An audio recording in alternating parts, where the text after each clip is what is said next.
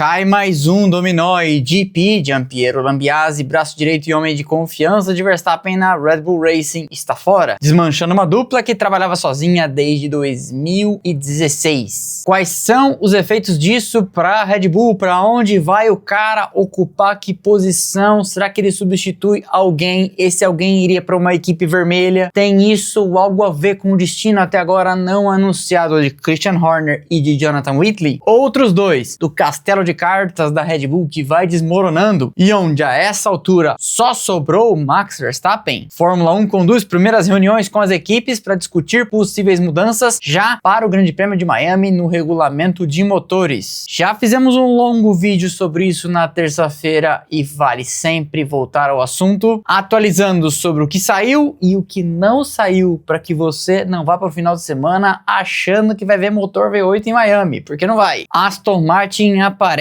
num vídeo na internet testando uma jabiraca que tem um pouco do Batmóvel dos anos 70, outro de carro da Fórmula E, dimensões de tanque e ninguém entende absolutamente nada. Final de semana tem o recomeço de uma das categorias mais importantes do país, a Endurance Brasil. Ferrari vai para a pista em Fiorano em testes de pneus da Pirelli para a nova geração que vem em 2027. Equipes da Fórmula 1 se preparam para a primeira rodada de mudanças no desempenho dos motores, e eu não tô falando do regulamento, depois das primeiras 6 corridas, que serão 4, mas continua valendo prazo depois de Miami. Quem está com motores piores vai poder dar uma atualizada para tentar chegar nos da frente. Leia-se, o melhor do grid, o da Mercedes. Audi e Honda especialmente estão de olho, mas o chefão Mattia Binotto já avisa, impossível criar milagres. Sexta-feira, 10 de abril de 2026, não tem Fórmula 1, tem Endurance no final de semana como eu comentei, mas tem noticiário borbulhando por sinal, então já sabe, para você ir pro bar informado, senta aí pra gente falar de tudo. Vamos lá.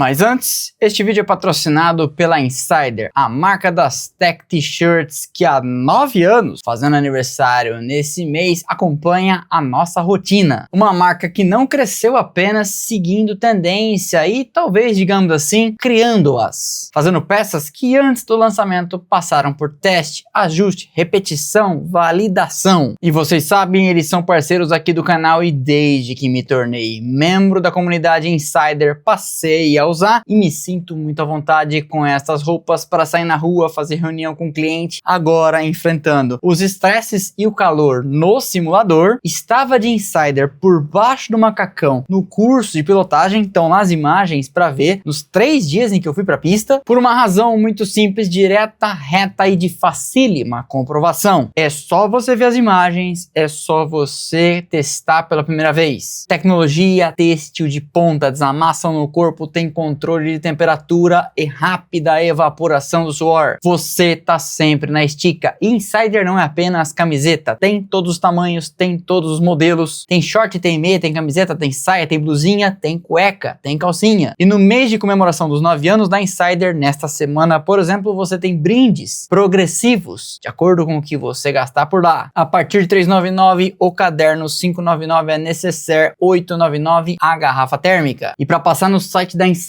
e garantir, além dos brindes progressivos, um cupom para ficar na cara do gol e economizar, vá pelo meu link Splash and Go, fixo no primeiro comentário, link na descrição e também direto aqui pelo QR Code, para ter acesso ao cupom dinâmico, 15% na primeira compra ou 10% se você já é de casa. Fechado? Então é isso, cola de mim para você passar de ano, garanta suas roupas tecnológicas. Você vai voltar aqui depois e me falar, puxa vida, não é que é bom mesmo? Estou de Insider, aliás, novíssima e lindíssima. Beleza? Então é isso. A Fórmula 1 foi sacudida de supetão ontem com um terremoto. Mais um deles da saída de Gianpiero Lambiase, o GP, braço direito de Max Verstappen, seu engenheiro, que veio logo depois confirmada pela Red Bull e com uma mensagem de boas-vindas da McLaren para onde ele vai. É importante a gente pôr a bola no chão antes de mais nada, porque você deve ter visto na internet, está coalhada de teorias teorias conspiratórias e muita especulação. Para isso, como de costume, você veio ao lugar certo. Vamos lá. Giampiero Lambiase, apesar do nome, é inglês. Essa é a primeira coisa que você precisa saber. E depois de diversas equipes de olho em seus serviços, foi promovido ao posto de Head of Racing, ou seja, comandando o braço de corridas da Red Bull, especialmente depois da saída de um outro personagem de que falaremos logo mais, Jonathan Whitley, que era diretor esportivo da Red Bull. Foi a reação da equipe promovendo e provavelmente pagando mais para evitar que ele fosse levado embora. E é mais uma peça que é arrancada da estrutura vencedora da Red Bull. Para você ter uma ideia, vou colocar na tela. Saíram Rob Marshall, que foi para a McLaren ser diretor técnico, Adrian Newey, você sabe, quebrando pedra lá na Aston Martin, mas tem mais alguns deles menos famosos. Lee Stevenson, chefe dos mecânicos de Verstappen, está na Audi. Will Courtney, chefe de estratégia, chefe, portanto, de Hannah Schmidt, foi para a McLaren na posição de diretor esportivo. Jonathan Whitley, que ficou 10 meses na Audi e a essa altura ninguém sabe para onde vai. Christian Horner, que vem batendo portas e tentando ser sócio de alguma equipe na Fórmula 1 e até aqui não conseguindo. Helmut Marko, que curtirá uma aposentadoria, entrou no INSS. Craig Skinner, designer-chefe, abaixo de Newey. Collar, chefe dos mecânicos de Verstappen, que substituiu o já mencionado Lee Stevenson, que foi para a McLaren. Esse Matt Collar, por enquanto, ninguém sabe para onde vai, tá curtindo ali um período de quarentena, ou gardening leave. Ou Shaq, mecânico veterano que lá estava desde os tempos da Jaguar, pode ser que se aposente. E agora, Giampiero Lambiase. O que ele vai fazer na McLaren, ao que se sabe, não vai ser a mesma coisa e não deve viajar tanto para as corridas. Lambiase, no ano passado, não sei se você se lembra, perdeu algumas corridas por razões pessoais. Eu li em algum lugar, não tô achando aonde, que tem a ver com problemas de saúde da sua esposa. E é uma tendência na galera da equipe de corrida, que viaja para 24 grandes prêmios por ano, hoje em dia, que com o tempo eles queiram, de fato, ficar mais na fábrica, sair da linha de frente, porque é deveras demandante. Ele vai para a McLaren para ocupar uma posição sênior, ao que se sabe, e ontem começaram a aparecer especulações de que poderia substituir Andrea Stella, o que, convenhamos, não faz muito sentido e eu vou te explicar por quê. Stella saiu da Ferrari levado para a McLaren por Fernando Alonso, e quando Alonso foi embora, Stella ficou, foi ascendendo, virou chefe da equipe de corridas e agora ocupa o posto de Team Principal, respondendo apenas ao CEO Zac Brown. Levou tempo para reconstruir a equipe e colocar pessoas de confiança onde ele queria, ele tem total autonomia e a McLaren vem vencendo, venceu os 2 últimos construtores, venceu pilotos e não dá para descartar que apronte alguma ainda nesse ano. No terceiro grande prêmio do ano já andou muito bem com Oscar Piastri, inclusive poderia talvez ter vencido o grande prêmio não fosse safety car. Não tem muita a pinta de Stella voltando para a Ferrari a essa altura. Além do que, Lambiase nunca foi chefe de equipe. Se ficar muito tempo na McLaren, é provável que escale até esta posição, mas não é para já. O comunicado de sua saída, que inclusive saiu nas redes sociais da Fórmula 1, diz que ele chega na McLaren no later than 2027, ou seja, não depois de 2027, o que significa que não entra em 2028. O que provavelmente vai acontecer é que nas próximas semanas e meses ele será afastado de suas funções onde tem conhecimento de informação estratégica peso pesado, começando a cumprir a tal da quarentena, a gardening leave, para não levar para a McLaren, que é uma desafiante direta, segredos muito recentes. Gardening em inglês, período de jardinagem, ou seja, vai ficar em casa. Recebendo, é claro, faz parte do acordo. A isso se somam declarações de Juan Pablo Montoya dizendo que a Audi, de Gabriel Bortoleto e Nico Hülkenberg, chefiada por Mattia Binotto, precisa de alguém como Horner. E eu concordo que precisa de alguém como Horner, e tinha alguém cria de Horner, Jonathan Whitley, que saiu e ninguém sabe para onde vai. Mas, pondo em termos práticos, não parece fazer sentido para Binotto, nem para Horner, que eles trabalhem um como subordinado do outro. Binotto chefia todo o projeto, Horner entraria na posição de Whitley, que era seu subordinado. A gente sabe, Horner quer ser sócio de uma equipe na Fórmula 1. Ele já conversou com a Haas, já conversou com a Alpine, já conversou com a Aston Martin e vem encontrando portas fechadas. E eu falei no programa que apresento com a Isa Ayami no Band Sports, não duvido que se James Vowles explicar muito bem esse tombo de desempenho da Williams do ano passado para cá, Horner possa ser sócio lá, porque a Williams pertence, lembremos, a um fundo de investimento. E fundo de investimento quer embolsar o lucro. Eles compraram a Williams por 140 milhões de dólares mais a dívida em 2020, no auge da pandemia. Então vá lá, digamos que 300, 500 milhões de dólares e é fácil vender a Williams hoje por o quádruplo disso. Ou seja, dinheiro no bolso. Não que eles vão vender tudo, eles vão vender apenas apenas a parte que caiba ao Horner, tipo 10%, 15%, para tapar o buraco do que foi investido e continuar embolsando, porque apesar de vozes choronas no Instagram, a Fórmula 1 continua crescendo e fechando acordos milionários, esgotando ingressos, vendendo cotas de TV por valores recorde e com uma fila de países que poderia muito bem compor um calendário de 30 grandes prêmios. Mas não há nada de informação nesse sentido, esta é uma especulação minha. Ao que se sabe, na Audi, Binotto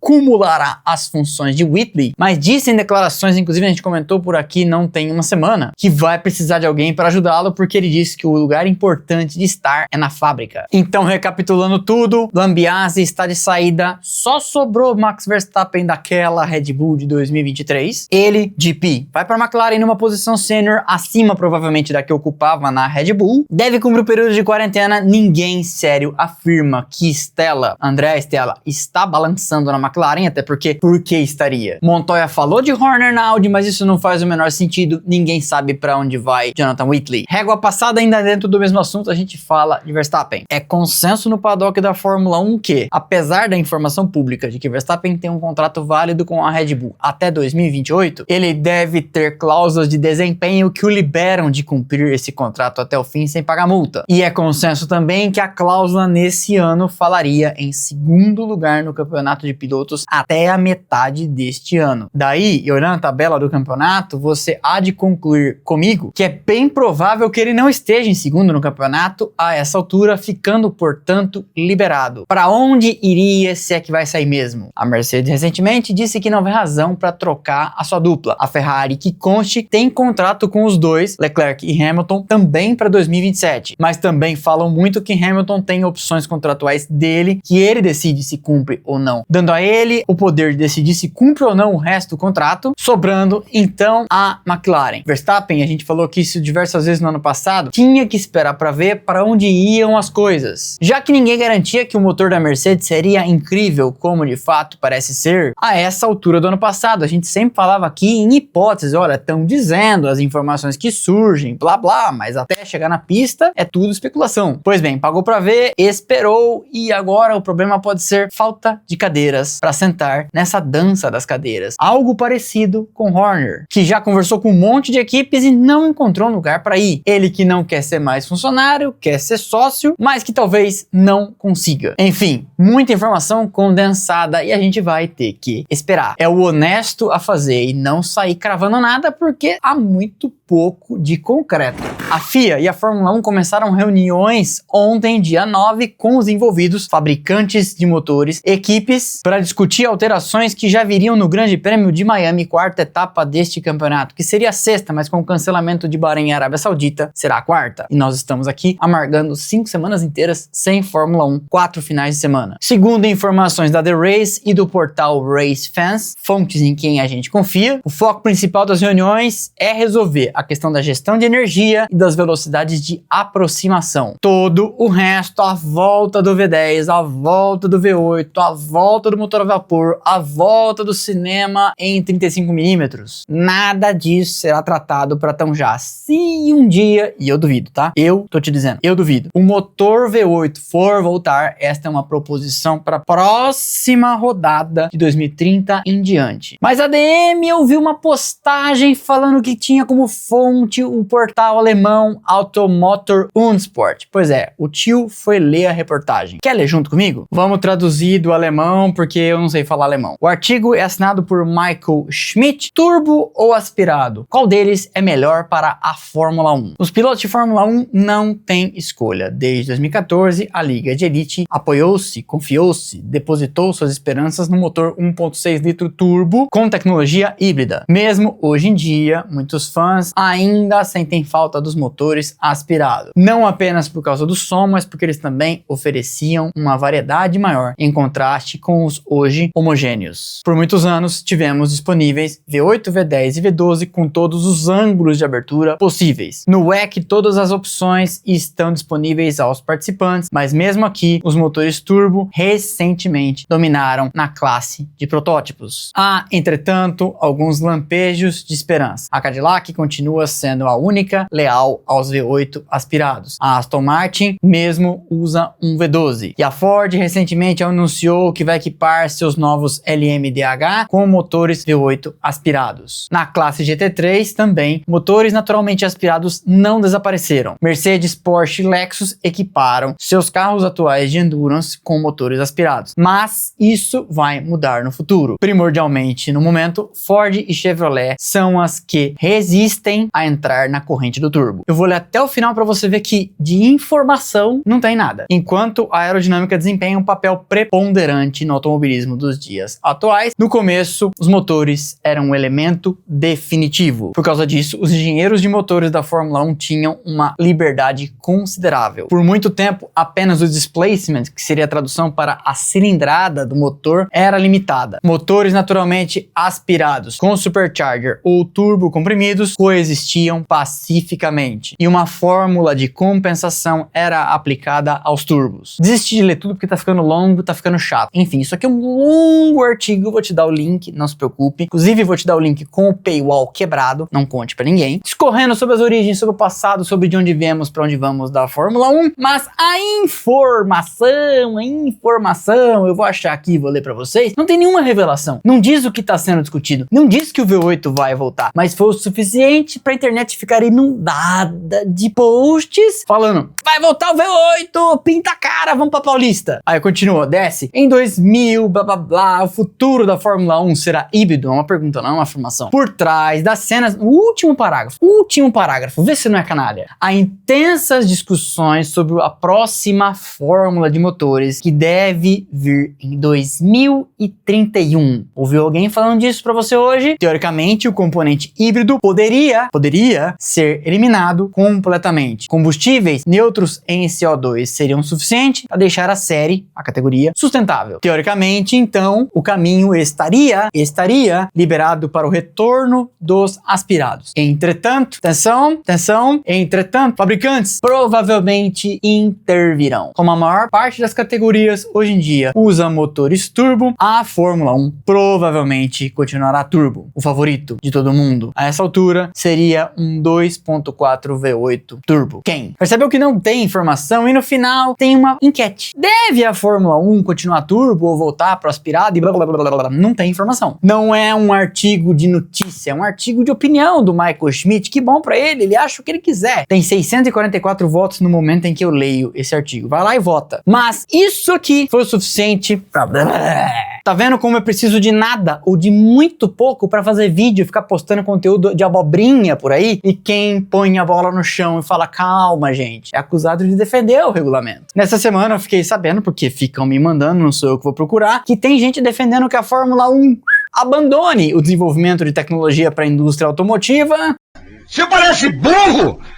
Ei, mas é burro! Eu não sei o que virará. Virará alguma coisa que não é a Fórmula 1, porque desde 1950 vocês estão carecas de saber, mais carecas que o GP, que ela desenvolve tecnologia e só a indústria automotiva justifica o gasto obsceno de dinheiro. Enfim, cansei, vocês já sabem disso. Um vídeo curto de baixa resolução postado apenas no TikTok viralizou nas redes sociais mostrando um carro da Aston Martin, não sei como chegaram nessa conclusão, testando um protótipo de visual radical e aparentemente era em Silverstone. Alguns portais europeus classificaram o modelo como uma fusão entre o carro de WEC da Aston Martin e o atual de Fórmula 1, mas eu prefiro mais o Batman dos anos 70 ou talvez até o Batman do Tim Burton, aquele de 89, e um carro de Fórmula E. O som capturado sugere o mesmo V12 Cosworth que empurra o carro da Aston Martin no WEC, que aliás, na minha opinião, é o som mais lindo do grid, um V12 6.5 litros.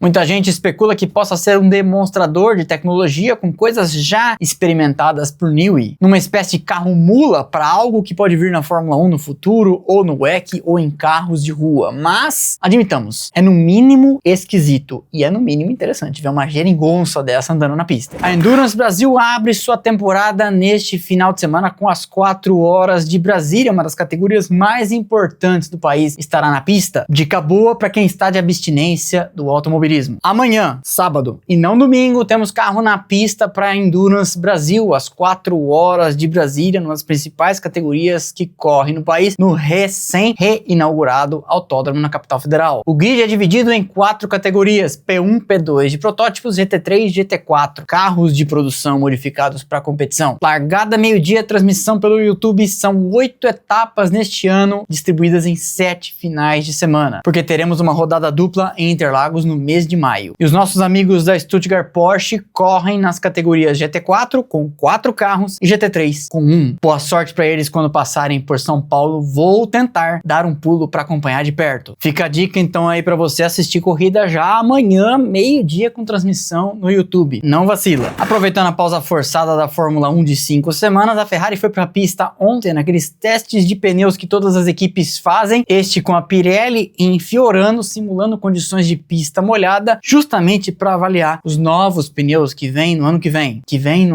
Mas enfim, você me entendeu. Hamilton esteve na pista, deu 142 voltas, equivalente em Fiorano a 423 km, a bordo do modelo desse ano, o SF26. A pista foi molhada artificialmente para os testes então dos intermediários e do full wet, e a Ferrari ainda deve utilizar nesta pausa um dos chamados dias de filmagem para um pacote de atualizações que ela quer ainda trazer para Miami, descrito por Fred Vasseur como um pacote e-mail, ou seja, deve ser muita coisa. E falando sobre atualização, chegaremos depois do Grande Prêmio de Miami na primeira rodada de equalização dos motores. Vou explicar. Não é que a Fórmula 1 vai ter um BOP, balanço de potência, igual acontece no WEC, mas foi combinado com todas as fabricantes que a cada 6 provas teríamos uma avaliação de desempenho, e a FIA diria então a cada fabricante quantos créditos, quantos tokens ela tem para atualizar seus motores, visando aproximar o desempenho de quem não está tão bem com o motor de referência, que nesse momento é o da Mercedes. A isso foi dado o nome de ADUO, uma sigla em inglês, oportunidades adicionais de desenvolvimento e atualizações, que seriam Additional Development and Upgrade Opportunities. Como que isso funciona? A FIA traça um índice de desempenho de todos os motores a combustão interna, o motor propriamente dito, aquele com biela, pistão, cilindro que você está acostumado, e há escadinhas para entender se você, fabricante, está habilitada a atualizar seu motor para encostar no melhor ou não. E é mais ou menos assim: até 2% não pode fazer nada, de 2 a 4% pode atualizar uma vez nesse ano e uma vez no ano que vem, e de 4 para cima, 2 nesse ano e 2 no ano que vem, para tentar juntar. Quanto que tá cada uma, não sabemos, até porque no momento ainda precisamos correr a corrida de Miami, que fará parte deste cômputo geral. Mas até a Ferrari, que tem um bom motor e vem andando ali próxima da Mercedes, acredita que terá pelo menos um token para atualizar seu motor nesse ano. E a Mercedes? Mercedes não. Falando sobre isso, inclusive, Mattia Binotto, que chefia o projeto da Audi, comentou que eles esperam poder atualizar, mas que também não adianta ficar esperando milagres. E uma coisa muito interessante dos motores desse ano é que há toda uma melhora que pode vir então da parte das peças, mexer, mas também tem algo de bom para tirar do software, já que a gestão do motor, a combustão interna e do elétrico e a combinação deles, ainda tem muita coisa para melhorar, e todo o tempo as equipes estão achando o desempenho perdido por ali. Nessa semana, terça-feira, fomos a fundo falando do regulamento de 2026, de onde viemos, onde estamos, possivelmente para onde vamos, na esteira justamente de toda a discussão de mudança ou não das regras para a Fórmula 1, para a gestão de energia, dos motores e blá blá. Estamos encostando em 70 mil visualizações exatamente neste momento, temos 15.200 horas de visualização, cada view com uma média de 13 minutos de visualização. A minha voz deve ser muito gostosa, porque bonito, felizmente, a Conja pelo menos acha. Na quarta-feira, a pequena grande história de um piloto inglês de bigodão que em 1995 assinou com a McLaren e não cabia no carro, especialmente no quadril. Esse também tá indo muito bem, 30 e tantas mil visualizações. E essa é a nossa passada de régua nas notícias desta semana de Fórmula 1. Venho trabalhando bastante aqui pro nosso novo quadro que vai estrear na quinta pré-grande prêmio de Miami. Eu quero dar algum spoiler pra vocês. Ele vai se chamar Pré-Start, contando pra vocês da cidade, da pista e mostrando ela por dentro no simulador. Acho que será divertido, estamos inclusive testando uns layouts de pintura aqui com o nosso designer. Espero que vocês se divirtam. Eu tô me divertindo, mas também tá dando bastante trabalho, deixa tudo esquematizadinho pra funcionar. Eu tô fazendo aqui desse lado porque o simulador fica ali. Então é isso. isso, ótimo final de semana, vamos lá. Deixa o like que é de graça, não custa nada, você sabe, ajuda demais o canal, quebra só pra mim, quebra só pra nós. O trabalho é ínfimo e fundamental pra gente seguir crescendo e levando nosso conteúdo internet afora. O like é a moeda de troca, eu não peço like pra ficar te amolando, é porque o YouTube lê isso como,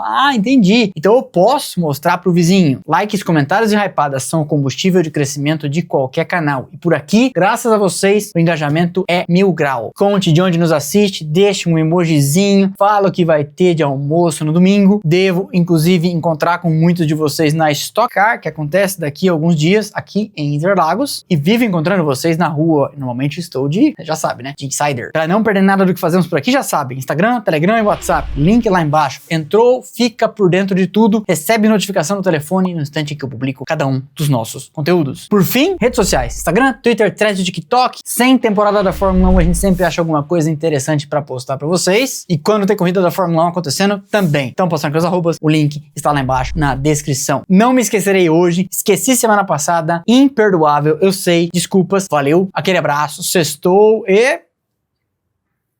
juízo.